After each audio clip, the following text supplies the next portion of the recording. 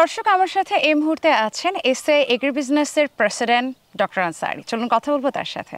জি, আসসালামু আলাইকুম, কেমন আছেন? ওয়ালাইকুম আসসালাম, ভালো আছি, থ্যাংক ইউ। আপনাকে পেয়ে আসলে আমার অনেক বেশি উৎসাহ বেড়ে গেছে, কারণ কৃষি নিয়ে এবং আমাদের বাংলাদেশ একটা কৃষি প্রধান দেশ হিসেবে আমরা ছোটবেলা থেকে জেনে এসেছি।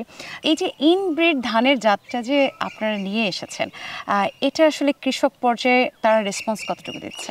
আমরা এ পর্যন্ত বেশ কয়েকটা ভ্যারাইটি রিলিজ করেছি, তার মধ্যে দুটো ভ্যারাইটি স্পেশালি একটা আমনে একটা বড়োতে কৃষকরা কিন্তু মাঠে চাষ করে যথেষ্ট লাভবান হচ্ছে। তার কারণ হলো ইল বেশি, আর তার যে গ্রেনের যে কোয়ালিটি আমাদের যারা কনজিউমার তারা এটাকে লাইক করছে এবং এটা গ্রো করছে।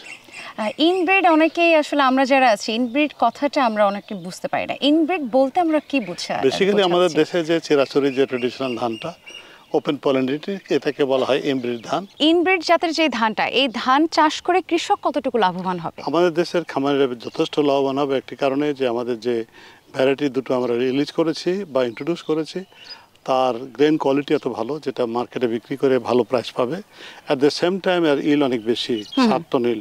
ট্রেডিশনাল ধানে কিন্তু 4-5 টন বেশি ইল হয় না, এখানে 7 টন। তার মানে বাড়তি ইল হওয়ার মানে হলো এই সেম খরচ করে ইনপুট দেওয়ার পরে কিন্তু তারা বাড়তি ইল পাচ্ছে। সো দুটো কারণেই কিন্তু আমাদের খামারিরা যথেষ্ট পছন্দ করবে। এখনো কিন্তু বাংলাদেশে যারা সাধারণ মানুষ আছে তাদের খাদ্যের ঘাটতি মেটাবার জন্য কিন্তু অনেক ধান আমরা দেশের বাইরে থেকে বা চাল আমদানি করে আনা হচ্ছে।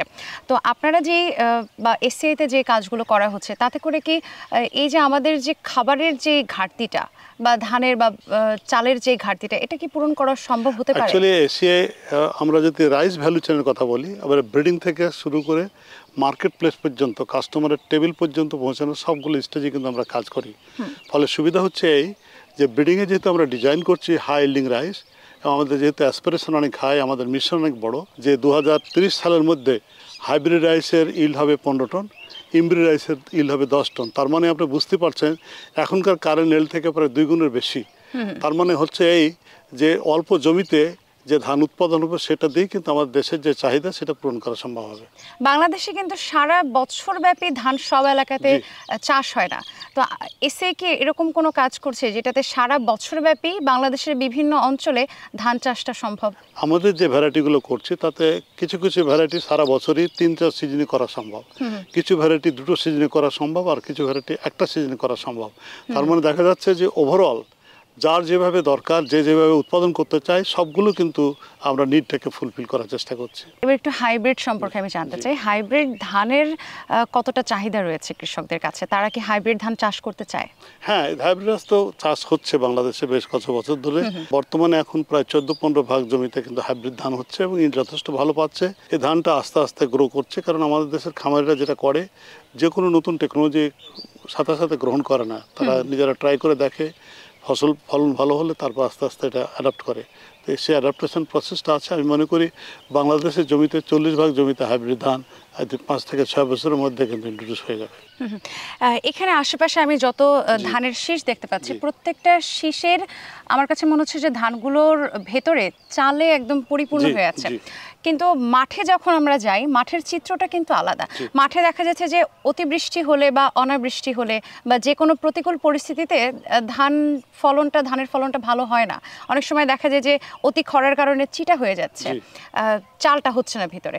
তো এই যে জাতগুলো আপনারা নিয়ে এসেছেন, এই জাতগুলো কি প্রতিকূল পরিস্থিতিতে মোকাবেলা করতে সক্ষম? আমরা তো জানি যে বাংলাদেশের পরিবেশ পরিস্থিতি কিন্তু দিন দিন বদলে যাচ্ছে। বেশি খরা হচ্ছে, অনেক সময় বেশি বৃষ্টি হচ্ছে, অনেক সময় লবণ সমুদ্র থেকে নদী দিয়ে উপরে উঠে আসছে, আবার অনেক ক্ষেত্রে বন্যা হচ্ছে। এসব সিচুয়েশন আমরা চিন্তা করেই কিন্তু বিভিন্ন জাতের ধান আমরা উদ্ভাবন করছি। ফলে কি হবে, আমাদের খামারিদের যে প্রতিকূল অবস্থাটা সৃষ্টি হবে, এই প্রতিকূল অবস্থাতে আমাদের জাতগুলোকে ব্যবহার করতে পারবে। ফলে তাদের পক্ষে কিন্তু ঠিক যে খরচ করার পরে ধান উৎপাদন করা এবং ফসলকে ঘরে নিয়ে আসা তার জন্য সহজ হবে। আমরা এই কাজটাই করছি খুব ব্রড বেজ। আপনি দেখেন মাঠে যত ধান দেখছেন এত ব্যাপক, হাজার হাজার জাত কিন্তু অ্যাডভান্স হচ্ছে। আমাদের যা বিজ্ঞানীরা আছে তারা এইগুলো নিয়ে কাজ করছে। ফলে আলটিমেটলি দেখা যাবে যে আমাদের এনভায়রনমেন্টের সহিষ্ণু যে কোনো ধরনের জাত আমরা কিন্তু দিতে সক্ষম হব। এখানে আমরা দেখতে পাচ্ছি যে ধানের ভারে একদম শীষগুলো নুয়ে পড়েছে এবং কিছু কিছু দানা ইতিমধ্যে পেকে গেছে। তো এটা যখন একদম পুরোপুরি ধানটা পেকে যাবে তখন দানাগুলোকে আরো একটু বেশি হৃষ্টপুষ্ট থাকবে। হ্যাঁ, হৃষ্টপুষ্ট হবে, ভারী হবে। একটু কি দেখার সুযোগ আছে? হ্যাঁ, আপনাকে দেখাতে পারবো এখনই, একটু ওয়েট করে আমি নিয়ে এনে দেখাচ্ছি। জি, পুষ্ট ধান। এটা হচ্ছে দর্শক আমাদের হাতে এখন যে ধানের আটিটা আছে এটা একদমই পাকা ধান, দানা দানায় ভরা, এবং কোনো পাতা ধানের কোনো মানে একটা দুটো পাতা বোধহয় চোখে পড়বে, সবগুলোই ধানে ধানে পরিপূর্ণ। এটা কি জাতের ধান? এটা আমাদের ইমব্রিড জাতের ধান, অর্থাৎ দেশীয় যে জাতগুলো বলি আমরা সেই জাতের ধান। আচ্ছা, তো এটা হচ্ছে ইনব্রিড। ইনব্রিডেই এত বেশি ফলন, তাহলে যদি হাইব্রিড হয় তাহলে কি হবে? আরো বেশি শীষ দেখতে পাবেন, আরো বেশি দানা দেখতে পাবেন। অভূতপূর্ব এক উন্নতি হতে যাচ্ছে ধানের ক্ষেত্রে, নিঃসন্দেহে এটা বলবো। আমি এটা একটু রাখি আমার কাছে, কারণ আমার ধরে রেখেও ভালো লাগছে, এবং হয় না যে ধানের একটা সুন্দর, ধান গাছের সুন্দর একটা মিষ্টি ঘ্রাণ থাকে। আপনার কাছে একটু আমার জানার খুব আগ্রহ যে কৃষক শ্রেণী অনেক সময় তারা যে সার ব্যবহার করে, সার ব্যবহারের মাত্রাটা অনেক সময় তারা বোঝে না, বা যেখানে যতটুকু কীটনাশক দেওয়া দরকার সেটা তারা বোঝে না। সেক্ষেত্রে আপনারা কি কোনো গাইডলাইন দিয়ে থাকেন? আমাদের অনেক বড় টিম আছে যারা এক্সটেনশন ওয়ার্ক করে, এবং আমাদের বিরাট ডিলার আছে যারা এই ডিলারের মাধ্যমে আমরা এইসব এক্সটেনশন অ্যাক্টিভিটিসগুলো আমরা খামারিদের জানাই, আমাদের খামারিদেরকে উপদেশ দিই। আমাদের ডিজিটাল প্ল্যাটফর্মের থ্রু দিয়েও কিন্তু অনেক ক্ষেত্রে আমরা টেকনোলজিতে আমরা কমিউনিকেট করি, লিফলেট দিই। আমাদের ধানের প্যাকেটের গায়ে লেখা থাকে কীভাবে ধানটাকে করতে হবে, অর্থাৎ এই ধান উৎপাদন করার জন্য যে সমস্ত টেকনোলজি দরকার সবগুলোই কিন্তু আমরা মোটামুটিভাবে আমাদের খামারিদেরকে শেখাই। জি, অনেক ধন্যবাদ আপনাকে এত সুন্দর কিছু তথ্য আমাদেরকে দেওয়ার জন্য। আসসালামু আলাইকুম, ভালো থাকবেন। ওয়ালাইকুম আসসালাম, আপনাকে এবং দর্শক সবাইকে ধন্যবাদ।